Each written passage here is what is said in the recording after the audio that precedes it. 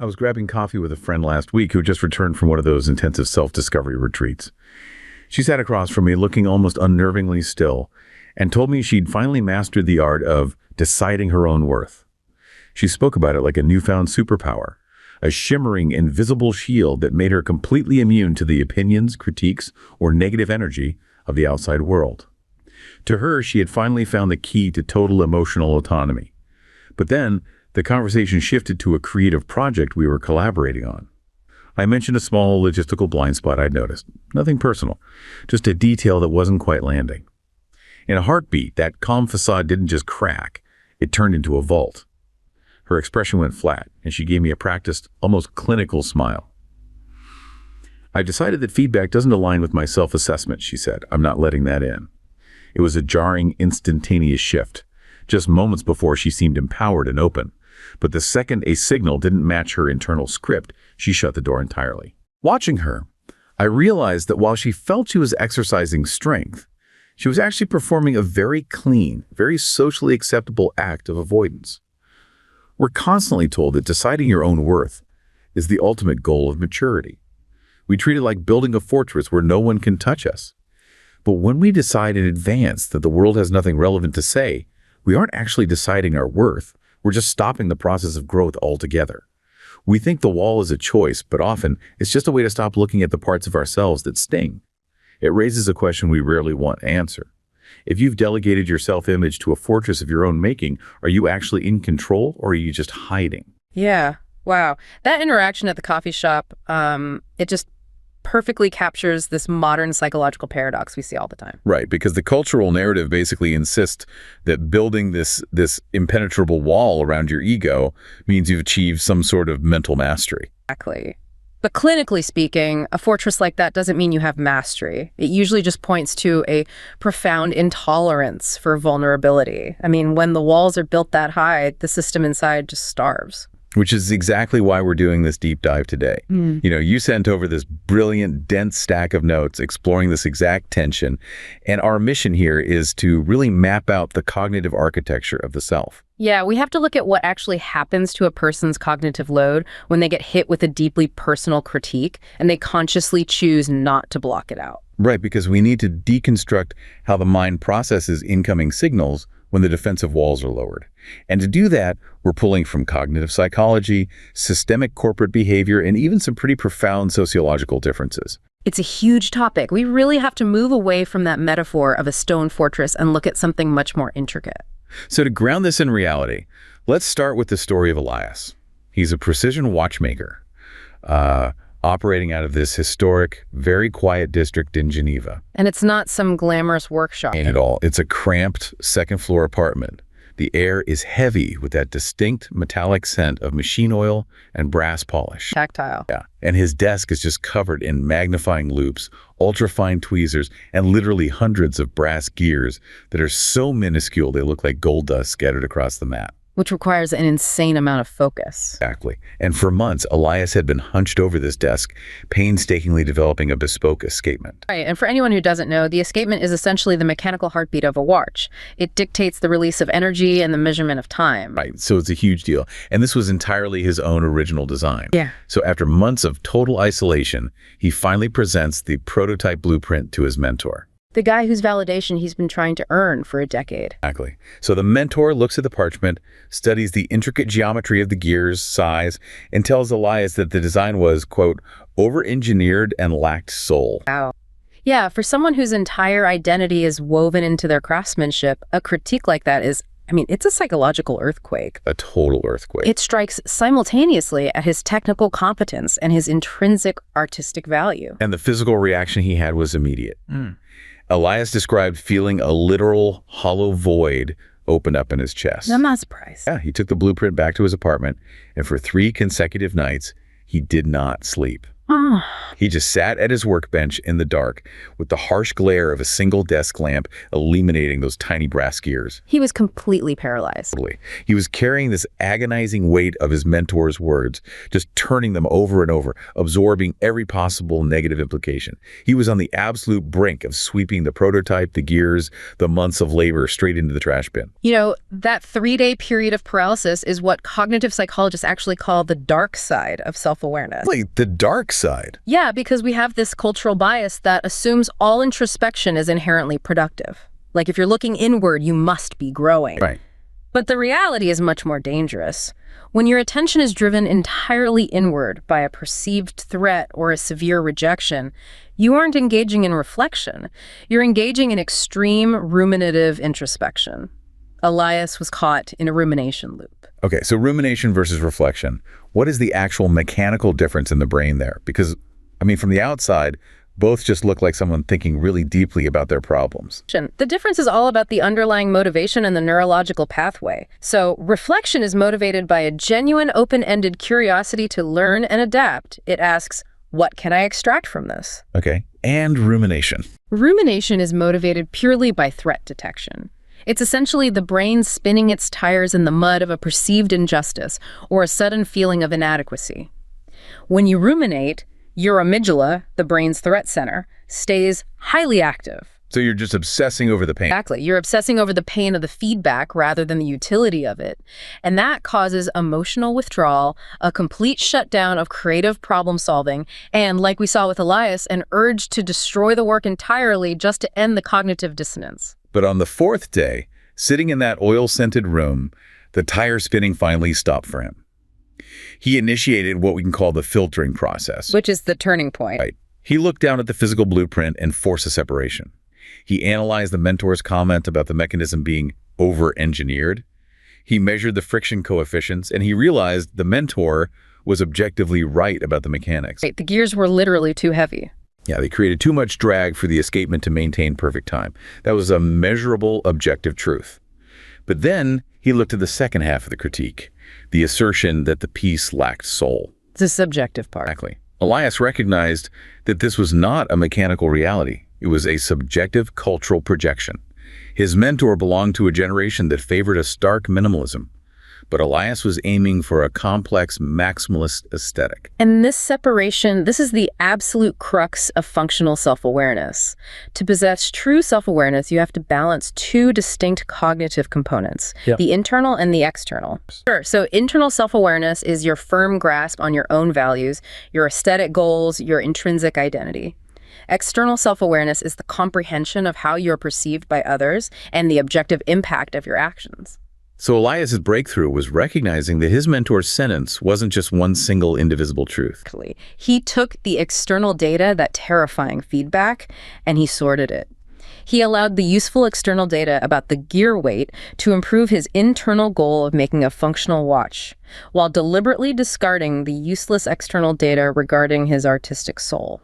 You know, I look at the processing of feedback like the physical act of mining raw ore. Yeah, because when someone delivers a heavy critique, they are not handing you a refined 24-karat gold bar of pure wisdom. Definitely not. But they also aren't just hurling a worthless jagged rock at your head either. They are handing you raw, unrefined ore. That's a perfect way to look at it. And the instinct of the fortress mentality, like my friend at the coffee shop, is to dodge the rock entirely, refusing to let it touch them. Right. And the instinct of the total absorber is to let the rock hit them, shatter their ribs, and then carry that heavy, useless weight around in their pocket forever. Which is what Elias almost did. Exactly. But the actual goal is to take that heavy chunk of raw ore and melt it down in the furnace of your own critical thinking. You extract the tiny flakes of precious metal, the useful critique about gear friction, and you completely discard the heavy slag.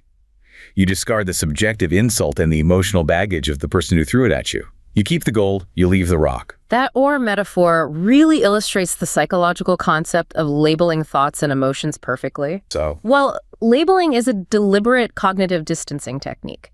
When Elias felt that initial devastation, the immediate fused thought was, my mentor thinks I lack soul, therefore my work is terrible. It's all one big mess. Yeah.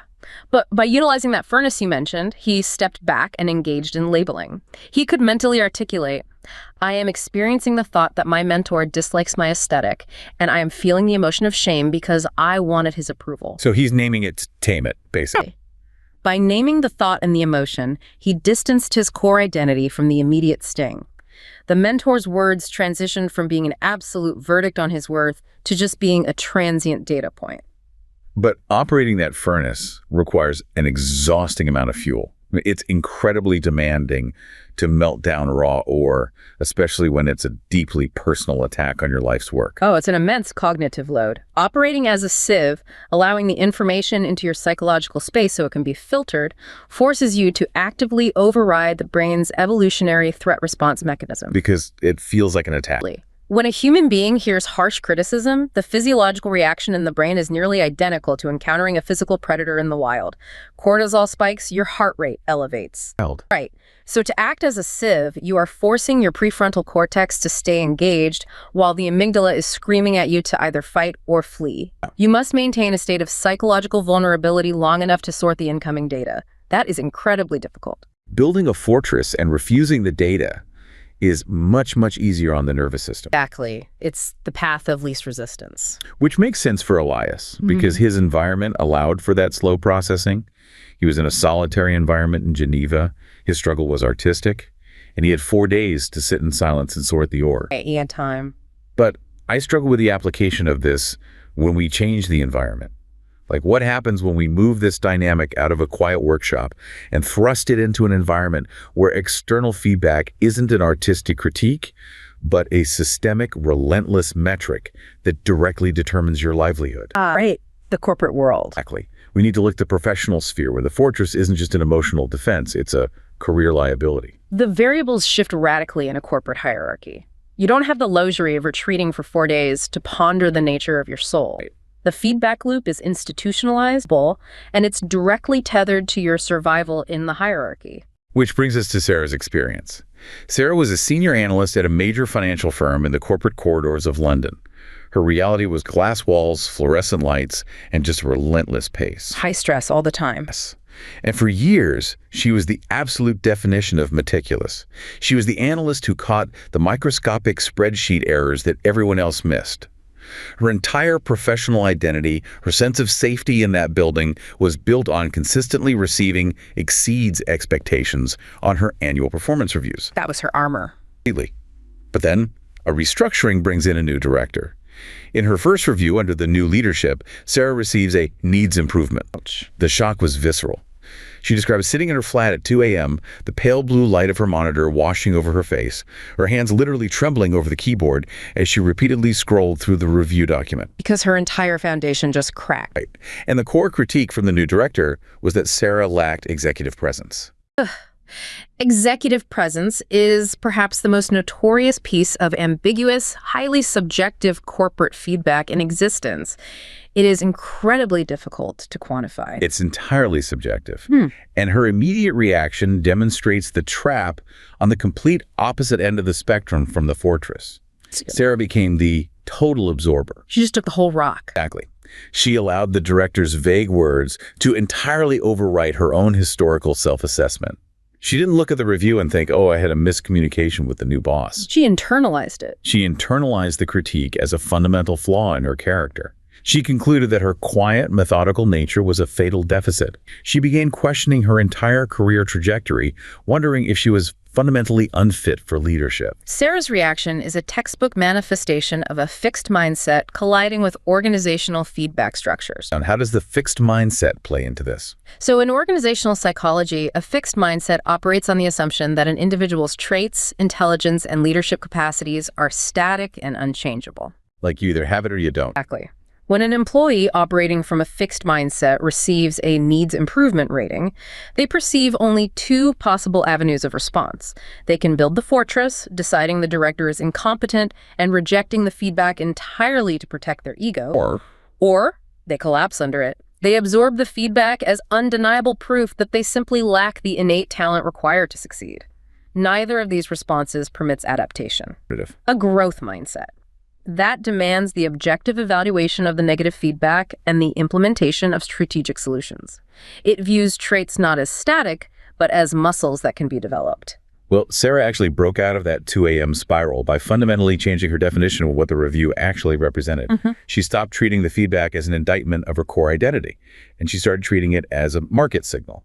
Reclassifying a personal critique as a market signal is a highly effective tactical reframing. She selectively absorbed the feedback by observing her ecosystem. She looked around the specific corporate culture of this London firm and realized it was an environment that heavily rewarded performative communication. Right, the executive present, yeah. She realized she didn't need to change her introverted personality. She just needed to adapt her external tactics. She treated the feedback like a software update. A software update? Yeah. She started speaking up within the first 10 minutes of every meeting, even if just to summarize a point. She altered the formatting of her executive summaries to be punchier and more aggressive. She adopted the required behavioral habits of the ecosystem, but she actively rejected the internal narrative that her quietness was a weakness. You know, the introduction of the market signal concept highlights a profound challenge in how modern organizations structure evaluation. Consider the ubiquitous multi-rater or 360-degree feedback system. Well, those can be brutal. They really can. An employee is suddenly subjected to a bombardment of perceptions from their superiors, their peers, and their subordinates all at once. And the data shows there is very frequently a massive discrepancy between an individual's self-view and these external evaluations. This structure breeds two dangerous extremes. Which are?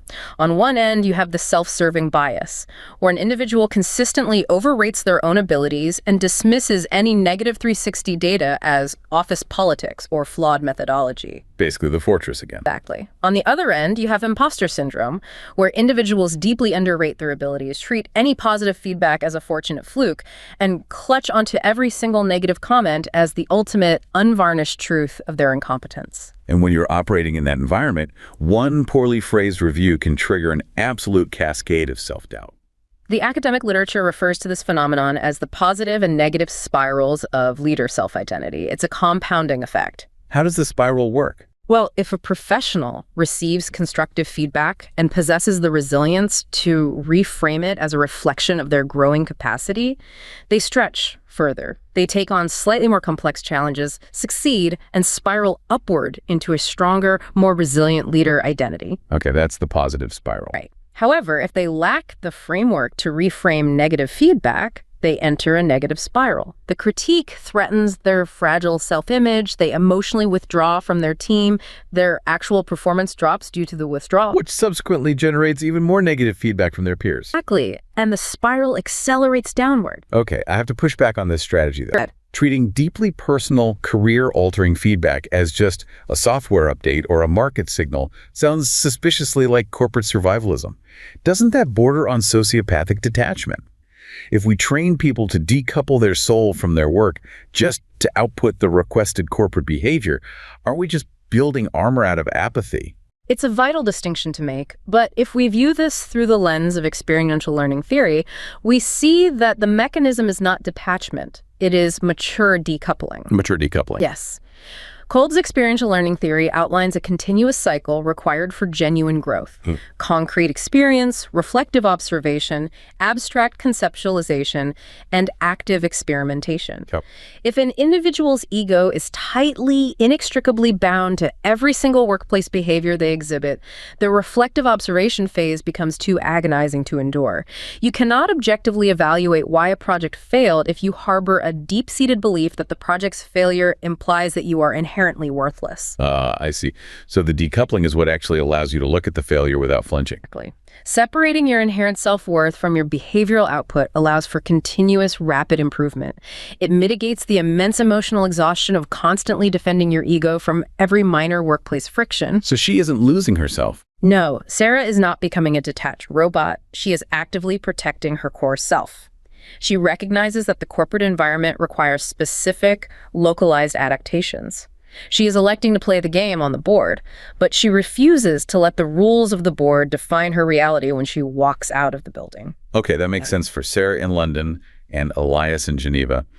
But the notes you sent us highlight a massive blind spot here. Both the Sieve strategy and the market signal strategy operate entirely within a Western paradigm of individualism.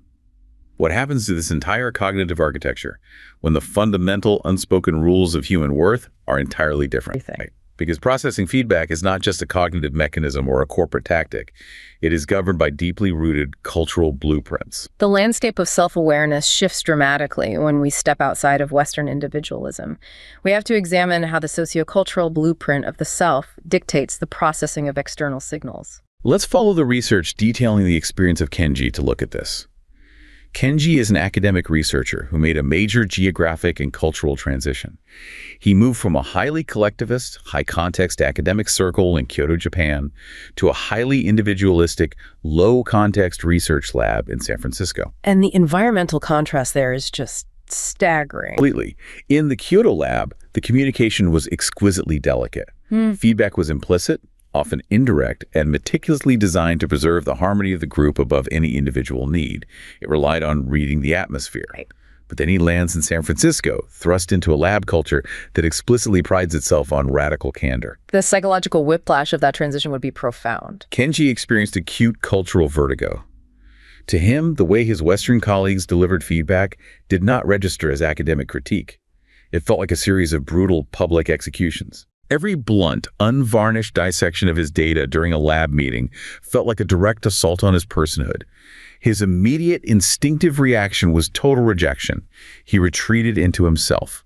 He built a massive fortress, internally convincing himself that his American colleagues were simply arrogant, uncultured, and needlessly cruel. Right, because Kenji was deploying a defense mechanism to protect an ego that had been precisely calibrated to survive in an entirely different sociological ecosystem. Exactly. But the isolation quickly became unbearable, and his research was suffering. He realized he couldn't survive in the fortress. He had to consciously build a hybrid identity. He had to learn how to utilize the immense, abrasive friction of Western feedback for rapid scientific iteration, while internally maintaining the humility and groundedness he cultivated in Kyoto. He had to become fluent in a completely new sociological language of self-worth. Right. To fully grasp Kenji's vertigo, we must delve deeply into the sociological frameworks of face cultures versus dignity cultures. Kyoto represents a quintessential face culture, a framework dominant across much of East Asia. And what's the defining context there? The defining context of a face culture is a stable, deeply interconnected social hierarchy. Harmony, mutual obligation, and humility are the paramount virtues. In this complex system, worth is socially conferred. Socially conferred. Right. You do not possess the authority to unilaterally decide your own worth. Your worth is granted to you by the community, predicated on how flawlessly you fulfill your designated role within the hierarchy. So the concept of deciding your own worth is literally incompatible with the system. You cannot claim more face, more status, respect, or value than the collective is willing to grant you. That is the core mechanism. If an individual boasts, self-aggrandizes, or attempts to elevate themselves above the consensus view of their rank, the social system will actively punish them to restore the disrupted harmony. Consequently, face cultures possess a powerful built-in humility bias. To maintain safety and social cohesion, an individual must continuously perceive themselves as slightly lower than how they believe others perceive them. Intense. And on the complete opposite side of the spectrum, we have dignity culture, which is the dominant framework in the U.S. and Anglo societies, perfectly represented by the lab in San Francisco. Exactly. The foundational premise of a dignity culture is that every single individual possesses an intrinsic, inalienable worth that is entirely equal to everyone else's at the moment of birth. So it's not earned. No. This worth is not socially conferred, and crucially, it cannot be revoked by the community. Dignity culture places a massive philosophical emphasis on negative liberty, defined as the freedom from the control, definitions, or constraints of others. Right. It champions an ideal that philosophers refer to as Tocquevillian individualism. Alexis de Tocqueville observed this in early America, a profound, almost stubborn detachment from worldly praise or inherited social position. In a dignity culture, your internal worth is a sovereign, heavily guarded territory. And this cultural divide fundamentally alters how a human brain processes failure and feedback. And the notes you sent include an incredible experiment that proves this mathematically. The Quiz Bowl experiment. Oh, this study's fascinating. So researchers wanted to isolate how the experience of failure impacted an individual's self-worth across these two distinct cultures, so they constructed a game. One participant is assigned the role of the questioner.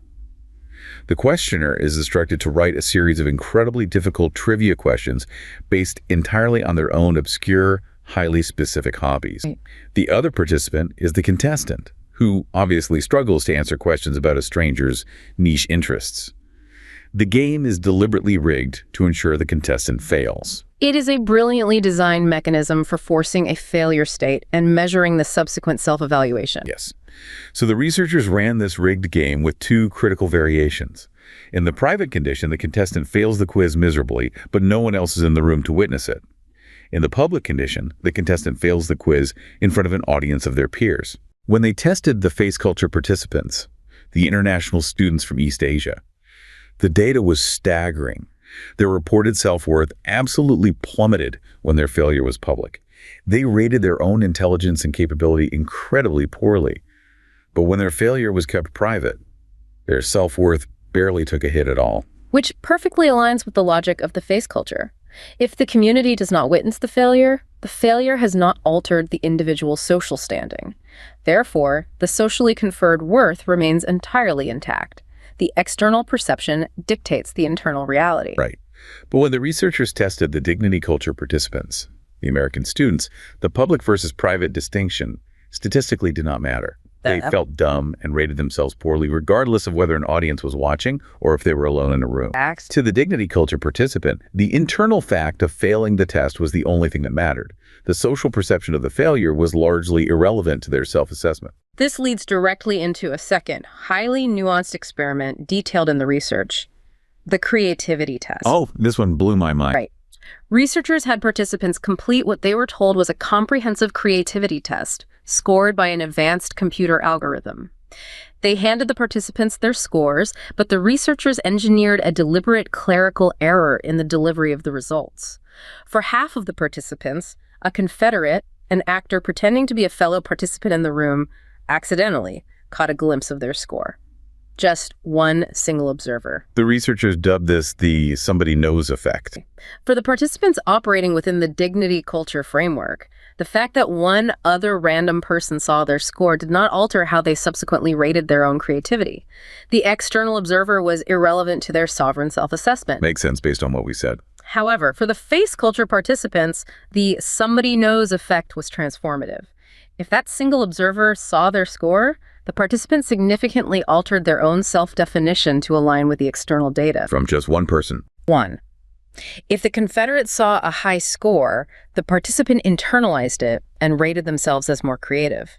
If the confederate saw a low score, they rated themselves as less creative. The presence of just one observer was enough to validate the external data and transform it into internal reality. Which highlights the absolute, undeniable power of public representations in face cultures. Synthesizing all of this reveals why Kenji was suffering so deeply.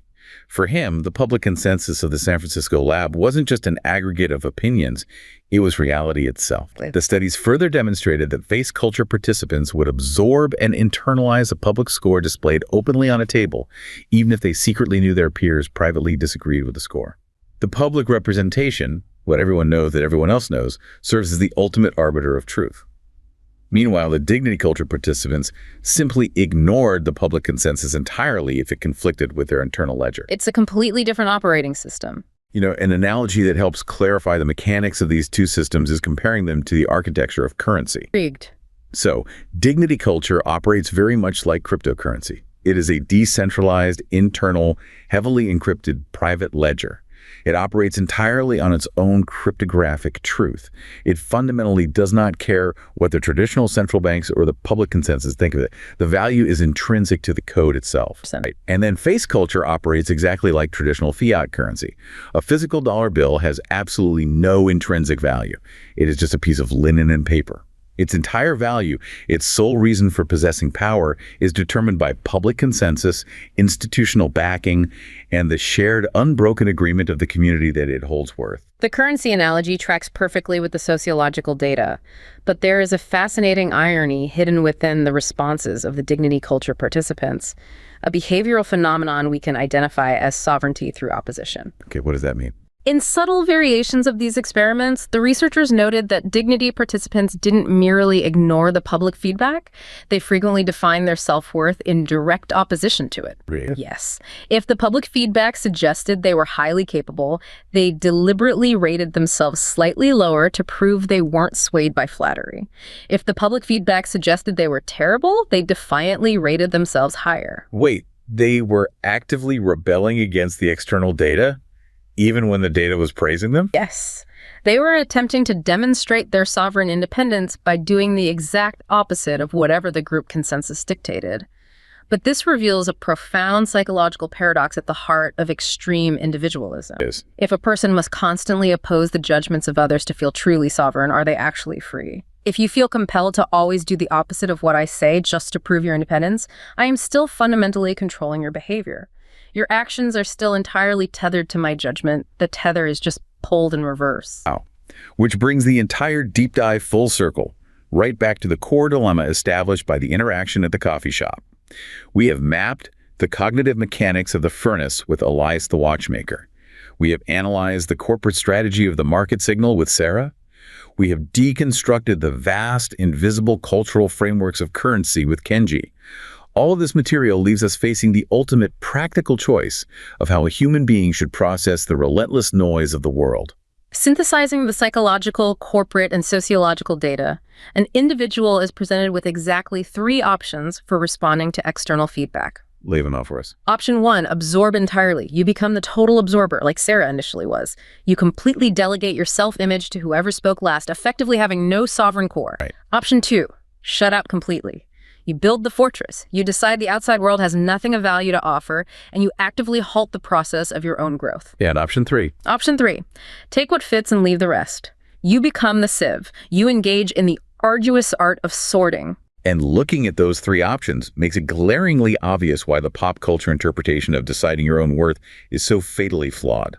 The modern narrative frames deciding your worth exclusively as option 2, building the impenetrable fortress.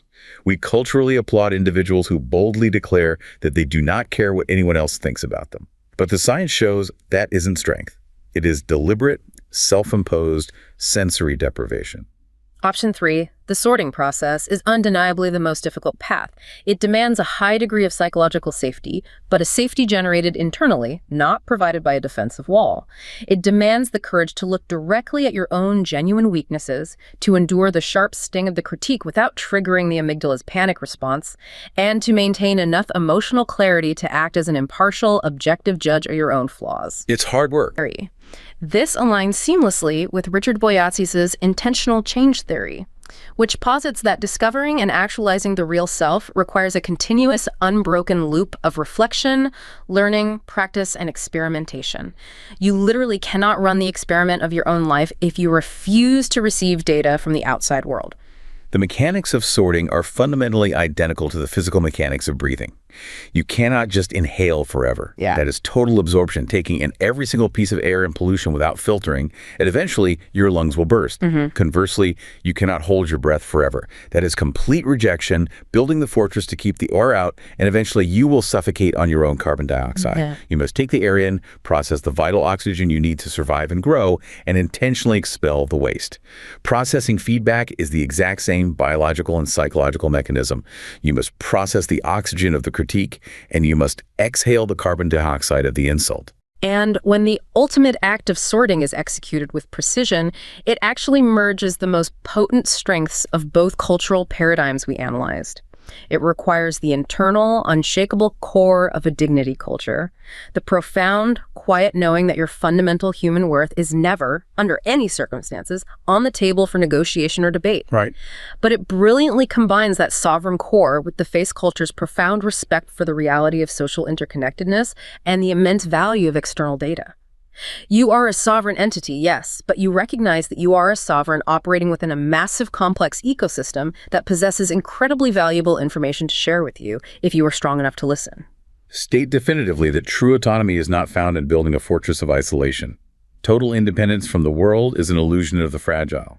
Real power lies in operating an open marketplace of ideas within the mind, where the individual serves as the sole discerning buyer. The most impenetrable armor a person can wear is not a solid wall. It is a finely tuned sieve.